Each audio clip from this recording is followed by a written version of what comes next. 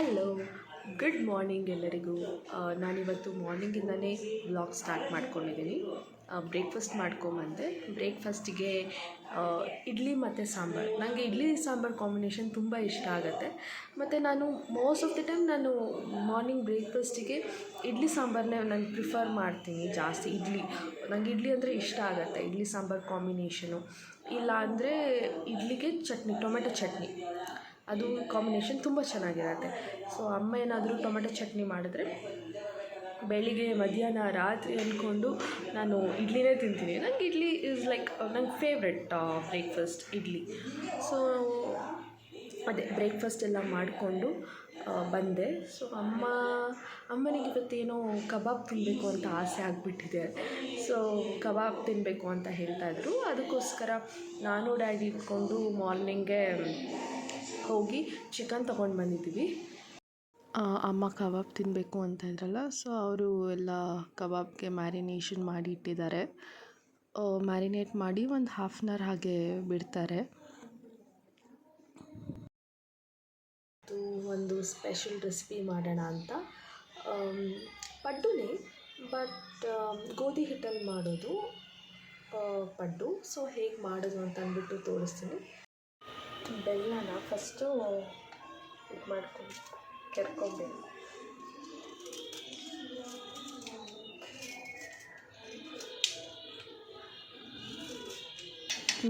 ಇದು ನಾನು actually first time ಮಾಡ್ತಿರೋದು, ಗೋಧಿ ಹಿಟ್ಟಲ್ಲಿ ಮಾಡೋದು. ಅಮ್ಮ ನನಗೆ ಇನ್ಸ್ಟಾಗ್ರಾಮಲ್ಲಿ ಕಲಿಸಿದ್ರು ಹೇಗೆ ಮಾಡೋದು ಅಂತ. ಅದಕ್ಕೋಸ್ಕರನೇ ಅದನ್ನೇ ನೋಡಿಕೊಂಡು ಮಾಡ್ತಿರೋದು. ಸೊ ಇದು ಸ್ವೀಟ್ ಬರುತ್ತೆ. ಅದಕ್ಕೆ ಏನೆಲ್ಲ ಹಾಕಬೇಕು ಅಂದರೆ ಫಸ್ಟ್ ಬಂದುಬಿಟ್ಟು ಇದು ಬೆಲ್ಲನ ಪಾಕ ಮಾಡ್ಕೊಬೇಕು. ಸ್ವಲ್ಪ ಸ್ವೀಟಿಗೆ ನಾವು ಬೆಲ್ಲನೇ ಯೂಸ್ ಮಾಡಬೇಕು ಇದಕ್ಕೆ. ಆಮೇಲೆ ಕಾಯಿ ತುರಿನ ರೆಡಿ ಮಾಡಿ ಇಟ್ಕೊಂಡಿದ್ದೀನಿ ಇಲ್ಲಿ. ಸೊ ಅದಾದಮೇಲೆ ಗೋಧಿ ಹಿಟ್ಟನ್ನ ಹಾಕ್ಕೊತಾ ಇದ್ದೀನಿ. ಸೊ ಎಷ್ಟು ಬೇಕು ನಿಮ್ಗೆ, ಎಷ್ಟು ಮಾಡಬೇಕು ಅಂತ ಅನಿಸುತ್ತೋ ಅಷ್ಟು ಗೋಧಿ ಹಿಟ್ಟನ್ನ ಹಾಕ್ಕೊಂಡು, ಆಮೇಲೆ ಅದಕ್ಕೆ ಇದು ತೆಂಗಿನಕಾಯಿ ಗ್ರೇಟ್ ಮಾಡಿರೋದು ಆಮೇಲೆ ಹಾಕಿಬಿಟ್ಟು ಮಿಕ್ಸ್ ಮಾಡಬೇಕು. ಆಮೇಲೆ ಅದು ಪಾಕ ಮಾಡ್ಕೊಂಡಿದ್ವಲ್ವ, ಬೆಲ್ಲದ ಪಾಕ, ಸೊ ಅದನ್ನು ಕೂಡ ಹಾಕ್ಕೊಬೇಕು. ಸೊ ಗೋಧಿ ಹಿಟ್ಟು, ಬೆಲ್ಲ ಮತ್ತು ತೆಂಗಿನಕಾಯಿ ತುರಿ ಇಷ್ಟನ್ನು ಹಾಕ್ಕೊಂಡು ಚೆನ್ನಾಗಿ ಪೇಸ್ಟ್ ಮಾಡ್ಕೊಬೇಕು. ದೋಸೆ ಹಿಟ್ಟಿಂದ ಹದಕ್ಕೆ ಪೇಸ್ಟ್ ಮಾಡ್ಕೊಬೇಕು ಚೆನ್ನಾಗಿ. ಸೊ ಅದು ಒಂದು ಕನ್ಸಿಸ್ಟೆನ್ಸಿಗೆ ಬಂದಮೇಲೆ ಅದು ಪಡ್ಡುಗೆ ಗೊತ್ತಲ್ಲ ಹೇಗಿರಬೇಕು ಅಂತ. ಸೊ ಆ ಥರನೇ ಸ್ವಲ್ಪ ಚೆನ್ನಾಗಿ ಮಿಕ್ಸ್ ಮಾಡಿಕೊಂಡು ಅದಕ್ಕೆ ಸ್ವಲ್ಪ ಸಾಲ್ಟ್ ಹಾಕಬೇಕು. ಏನೇ ಸ್ವೀಟ್ ಮಾಡೋದಿದ್ರು ಸ್ವಲ್ಪ ಸಾಲ್ಟ್ ಹಾಕ್ಕೊಂಡ್ರೆ ಅದು ಒಂದು ಟೇಸ್ಟ್ ಕೊಡುತ್ತೆ. ಇದು ಆ್ಯಕ್ಚುಲಿ ಸ್ವಲ್ಪ ಗಟ್ಟಿಯಾಗಿದೆ. ಇದಕ್ಕಿನ್ನ ನೀರೆಲ್ಲ ಮಿಕ್ಸ್ ಮಾಡಿ ಸ್ವಲ್ಪ ಇನ್ನು ಅದೇ ದೋಸೆ ಹಿಟ್ಟಿನ ಹದಕ್ಕೆ ಮಾಡ್ಕೊಬೇಕು. ದೋಸೆ ಹಿಟ್ಟಿನ ಹದಕ್ಕೆ ಮಾಡಿಕೊಂಡ್ರೆ ಕರೆಕ್ಟಾಗಿ ಪಡ್ಡು ಮಾಡಲಿಕ್ಕೆ ಕರೆಕ್ಟ್ ಆಗುತ್ತೆ. ಇದು ಸ್ವಲ್ಪ ಗಟ್ಟಿಯಾಗಿದೆ ನಾನು ಮಾಡಿರೋದು. ಅದಕ್ಕೆ ಸ್ವಲ್ಪ ನೀರು ಹಾಕ್ಕೊಂಡು ಇದು ಮಾಡ್ಕೊಳ್ಬೇಕು. ಇದು ಪಡ್ಡು ಹಿಟ್ಟಿನ ಹಂಚು ನೋಡಿ. ಆದಮೇಲೆ ಅದನ್ನು ಸ್ವಲ್ಪ ನೀರು ಹಾಕ್ಕೊಂಡು ಸ್ವಲ್ಪ ಪೇಸ್ಟ್ ಚೆನ್ನಾಗಿ ಮಾಡಿಕೊಂಡೆ. ಈ ಥರ ಕನ್ಸಿಸ್ಟೆನ್ಸಿ ಇರಬೇಕು, ಈ ರೇಂಜಿಗೆ ಇರಬೇಕು. ಇದನ್ನೇ ಒಂದೊಂದು ಸ್ಪೂನ್ ಸ್ವಲ್ಪ ಆಯಿಲ್ ಹಾಕ್ಕೊಬೇಕು. ಫಸ್ಟ್ ಇದಕ್ಕೆ ಹಂಚಿಗೆ ಫಸ್ಟ್ ಸ್ವಲ್ಪ ಆಯಿಲ್ ಹಾಕ್ಕೊಂಡು ಆಮೇಲೆ ಪಡ್ಡನ್ನ ಒಂದೊಂದೇ ಸ್ಪೂನ್ ತೊಗೊಂಡು ಹಾಕ್ಕೊಬೇಕು. ಮತ್ತು ನಾನು ಅದು ಹಿಟ್ಟಿಗೆ ಸ್ವಲ್ಪ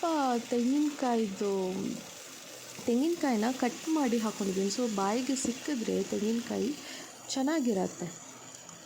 ಅದಕ್ಕೋಸ್ಕರನೇ ಚಿಕ್ಕ ಚಿಕ್ಕದಾಗಿ ಅದನ್ನು ತೆಂಗಿನಕಾಯಿನ ಪೀಸ್ ಮಾಡಿ ಹಾಕ್ಕೊಂಡಿದ್ದೀನಿ.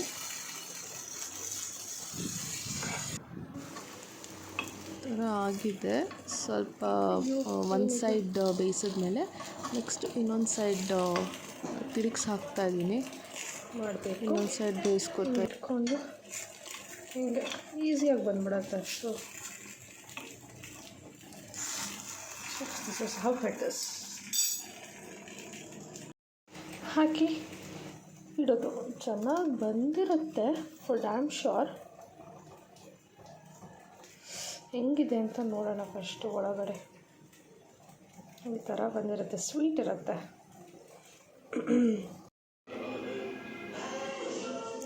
ನೋಡಿ, ಇದು ಆರೆಂಜ್ ಕಲರ್ ಸ್ವೀಟು. ಇದೇನು ಹೆಸರು ನನಗೆ ಗೊತ್ತಿಲ್ಲ, ಬಟ್ ತುಂಬ ಚೆನ್ನಾಗಿರುತ್ತೆ, ಟೇಸ್ಟಿಯಾಗಿರುತ್ತೆ ಈ ಸ್ವೀಟು. ಯಾರಿಗಾದರೂ ಈ ಸ್ವೀಟ್ ಹೆಸರು ಗೊತ್ತಿದ್ದರೆ ಕಮೆಂಟ್ ಮಾಡಿ, ನನಗಿದ್ರ ನೇಮ್ ಗೊತ್ತಿಲ್ಲ. ಮತ್ತು ಹಾಲ್ಕವ, ಇದು ನನ್ನ ಫೇವ್ರೆಟ್ ಅಂದರೆ ಫೇವ್ರೆಟು. ಬಟ್ ಮುಂಚೆ ಅವಾಗ ಇರ್ತಿದ್ದ ಟೇಸ್ಟ್ ಇವಾಗ ಸಿಕ್ಕಲ್ಲ ಹಾಲ್ಕವದಲ್ಲಿ. ಬಟ್ ನನಗಿಷ್ಟ ಹಾಲ್ಕವ, ಸೊ ಇದೂ ಇಷ್ಟ. ಬಟ್ ಇದು ಹೆಸರು ನನಗೆ ಗೊತ್ತಿಲ್ಲ, ಗೊತ್ತಿದ್ದರೆ ಕಮೆಂಟ್ ಮಾಡಿ ಯಾರಾದರೂ. ಹಾಗೆ ಆಂಟಿ ಬಂದರು ಮನೆಗೆ. ಇವರು ನಮ್ಮ ನೇಬರ್ ಆಗಿದ್ದರು ಮುಂಚೆ, ತುಂಬ ಕ್ಲೋಸ್ ಇವರು ಆಂಟಿ. ಸೊ ಬಂದಿದ್ದರು ಮನೆಗೆ. ಅವ್ರದ್ದು ಮಗಂದು ಸ್ಕೂಲಲ್ಲಿ ಕ್ರಾಫ್ಟ್ ವರ್ಕ್ ಸಮಥಿಂಗ್ ಇತ್ತು. ಸೊ ಏನೇ ಕ್ರಾಫ್ಟ್ ವರ್ಕ್ ಇದ್ರೂ ಅವರು ನನ್ನ ಹತ್ರ ಮಾಡಿಸ್ಕೊತಾರೆ. ಬಿಕಾಸ್ ನನಗೆ ತುಂಬ ಇಂಟ್ರೆಸ್ಟ್ ಇದೆ ಮಾಡೋದ್ರಲ್ಲಿ. ಸೊ ಅದಕ್ಕೋಸ್ಕರನೇ ನಾನು ಏನೇ ಇದ್ರೂ ನಾನು ಮಾಡ್ತೀನಿ. ಸೊ ಆಕ್ಟೋಪಸ್ ಮಾಡುವಂಥದ್ದಿತ್ತು. ಲಾಸ್ಟ್ ಟೈಮ್ ಸನ್ಫ್ಲವರ್ ಮಾಡಿದ್ದೆ. ಸೊ ಈ ಸರ್ತಿ ಆಕ್ಟೋಪಸ್. ಇವನೇ ಅವ್ರ ಮಗ, ತುಂಬಾ ತುಂಬ ತಲಹರಟೆ. ಇವ್ರಿಗೆ ಸ್ಕೂಲಲ್ಲಿ ಕ್ರಾಫ್ಟ್ ಕೊಡೋದು, ಮನೆಯಲ್ಲಿ ಪೇರೆಂಟ್ಸ್ಗೆಲ್ಲ ಈ ಥರ ಟಾರ್ಚರ್. ಏನು ಮಾಡ್ತಿದ್ದೆ ಯುಗು? ಮಾಡ್ತಾ ಕೂತ್ಕೊಂಡಿದ್ದಾನೆ ಯುಗು. ಡ್ರಾಯಿಂಗಾ? ಎಂಥ ಡ್ರಾಯಿಂಗ್ ಅದು?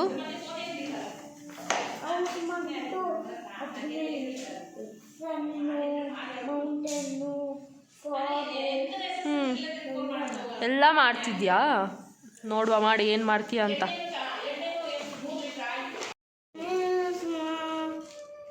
ಹಾಡ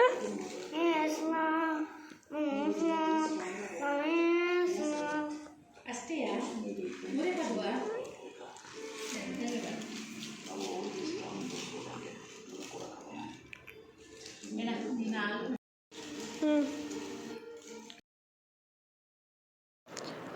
ಇವನೇನಾದರೂ ಮನೇಲಿದ್ದರೆ ಒಂಥರ ಕಂಪ್ಲೀಟ್ ಟೈಮ್ ಪಾಸ್ ಆಗುತ್ತೆ. ಏನಾದರೂ ಫನ್ ಮಾಡಿಕೊಂಡು, ಈ ಥರ ತಮಾಷೆ ಮಾಡಿಕೊಂಡು. ಇವಾಗ ಯೂಟ್ಯೂಬಲ್ಲಿ ಆ ಸಾಂಗ್ನ ಸರ್ಚ್ ಮಾಡ್ತಿದ್ದಾನೆ ಹೇಳಿಬಿಟ್ಟು.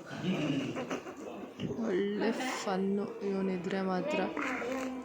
ಇವಾಗ ಅವನು ಸೆಕೆಂಡ್ ಸ್ಟ್ಯಾಂಡರ್ಡ್. ಇವಾಗ ಅವನು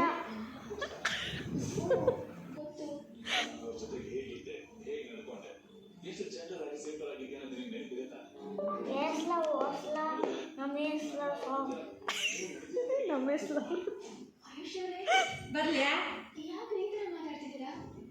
ಬರ್ಲಿ ಈಗ ನೀನು ಹೇಳಿದ ಸರಿ ಹೋಗಿಲ್ಲ ಅನ್ಸುತ್ತೆ. ಕರೆಕ್ಟಾಗಿ ಹೇಳಿ ಇನ್ನೊಂದ್ಸಲ. ಈಗ ನಾನು ಮತ್ತು ಆಂಟಿ ಸೇರ್ಕೊಂಡು ಮಾಡ್ತಿದ್ದೀವಿ. ಆಂಟಿನೂ ಹೆಲ್ಪ್ ಮಾಡ್ತಿದ್ದಾರೆ ಪಾಪ ಮಾಡಲಿಕ್ಕೆ. ಸೊ ಅದೇ ಈ ಥರ ಸ್ಕೂಲಲ್ಲಿ ಏನಾದರೂ ವರ್ಕ್ ಕೊಡ್ತಾರೆ, ಇಲ್ಲಿ ನಾವು ಮಾಡೋದು. ಬಟ್ ನಂಗೆ ಮಾತ್ರ ತುಂಬ ಇಂಟ್ರೆಸ್ಟ್ ಈ ಥರ ಕ್ರಾಫ್ಟ್ ವರ್ಕ್ಸಲ್ಲೆಲ್ಲ ತುಂಬ ಇಂಟ್ರೆಸ್ಟು. ಇದು ನೆಕ್ಸ್ಟ್ ಡೇ ವೀಡಿಯೋ. ಇದು ಅವತ್ತು ಕಂಪ್ಲೀಟ್ ಮಾಡೋಕ್ಕಾಗಿಲ್ಲ, ಅವತ್ತು ಲೇಟ್ ಆಗೋಯಿತು. ಸೊ ಕಂಪ್ಲೀಟ್ ಮಾಡೋಕ್ಕಾಗಿಲ್ಲ. ಸೊ ನೆಕ್ಸ್ಟ್ ಡೇ ನಾನು ಮತ್ತು ಆಂಟಿ ಇಬ್ಬರು ಸೇರಿ ಪೇಂಟ್ ಮಾಡ್ತಾಯಿದ್ದೀವಿ ಯಾವುದೋ ಆಕ್ಟೋಪಸ್ಸಿಗೆ. ಸೊ ಔಟ್ಲೈನ್ ಎಲ್ಲ ಕೊಟ್ಕೊಂಡು ಪೇಂಟ್ ಮಾಡ್ತಾಯಿದ್ದೀವಿ. ನನಗೆ ಈ ಥರ ಆರ್ಟ್ ವರ್ಕೆಲ್ಲ ನಂಗೆ ಲೈಕ್ ಚಿಕ್ಕ ಇರುವಾಗಿಂದನೂ ನಂಗೆ ಲೈಕ್ ಇಂಟ್ರೆಸ್ಟು ಈ ಥರದ್ರಲ್ಲೆಲ್ಲ.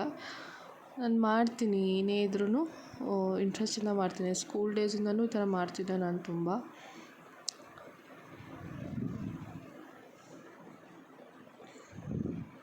ಚೆನ್ನಾಗಿರುತ್ತೆ ಮಾಡಲಿಕ್ಕೆ. ಬಟ್ ಏನೇ ಮಾಡಬೇಕನ್ನೋದು ಲೈಕ್ ಫಸ್ಟ್ ಮೇನ್ಲಿ ಇಂಟ್ರೆಸ್ಟ್ ಇರಬೇಕು. ಸೊ ನಿಮ್ಗೆ ಇಂಟ್ರೆಸ್ಟ್ ಇದ್ದರೆ ಎಂತ ಬೇಕಾದರೂ ಮಾಡ್ಬೋದು. ಸೊ ಆ ಥರ ಇದೆಲ್ಲ ಮಾಡೋಷ್ಟೇ ತುಂಬ ಟೈಮ್ ತೊಗೊಂಡು ಮಾತ್ರ. ಇದು ಕಂಪ್ಲೀಟ್ ಮಾಡಲಿಕ್ಕೆ ಅದೇ 2 days ತೊಗೊಂಡ್ವಿ ನಾವು. ಫೈನಲ್ ಲುಕ್ ಔಟ್ಕಮ್ ಈ ಥರ ಬಂದಿದೆ. ಒಂದು ಸ್ಕೂಲಿಗೆ ತೊಗೊಂಡು ಹೋಗಿದ್ದ ನೆಕ್ಸ್ಟ್ ಡೇ. ಸೊ 2 days ಆಯಿತು ಇದನ್ನು ಕಂಪ್ಲೀಟ್ ಮಾಡಲಿಕ್ಕೆ. ಹೇಗಿದೆ? ಚೆನ್ನಾಗಿದೆಯಾ?